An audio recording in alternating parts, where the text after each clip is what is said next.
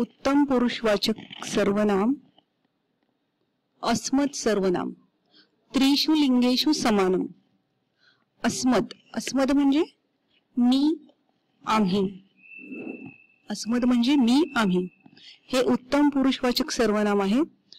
त्याची विभक्ती रूपे इथे दिलेली आहेत, आपण ती वाचूयात।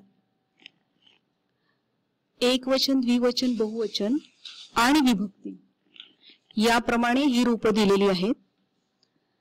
अहम आवाम वयम प्रथमा, माम मा आवाम नो अस्मान नः द्वितीया, मया आवाभ्याम अस्माभिः तृतीया, मह्यम मे आवाभ्याम नो अस्माभ्याम नः चतुर्थी, मत आवाभ्याम अस्मत् पंचमी, मम मे आवयोः नौ अस्माकं नः षष्ठी, मयि आवयोः अस्मासु सप्तमी।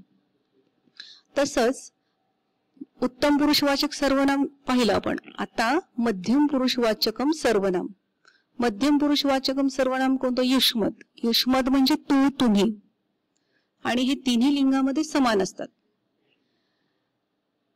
आपण ते वाचूयात। त्वम युवाम यूयम प्रथमा, त्वाम त्वा युवाम वाम युष्मान वह द्वितीया, त्वया युवाभ्याम युष्माभिः तृतीया, तुभ्यम ते युवाभ्याम वाम युष्माभ्याम वह चतुर्थी, त्वत् युवाभ्याम युष्मत् पंचमी, तव ते युवयोः वाम युष्माकं वह षष्ठी, त्वयि युवयोः युष्मासु सप्तमी। मुलांनो, या सर्वनामांचा अर्थही आपण जसं देव शब्दाचा अर्थ बघितला ना, त्याप्रमाणेच या सर्वनामांचाही अर्थ होतो। म्हणजे आता अस्मद म्हणजे मी आम्ही, म्हणजे आता जर प्रथमा पाहिलं तर मी, आम्ही दोघे, आम्ही सर्व असा अर्थ होतो। आणि जर युष्मद सर्वनामाचा अर्थ बघायला गेला प्रथमाचा, प्रथमा विभक्तीचा, तर त्वम म्हणजे तू, युवाम म्हणजे तुम्ही दोघे, आणि युयम म्हणजे तुम्ही सर्व। याप्रमाणे इतरही विभक्तींचा अर्थ होतो। तुम्ही जर नीट विचार केला तर तुमच्या लक्षात येईल।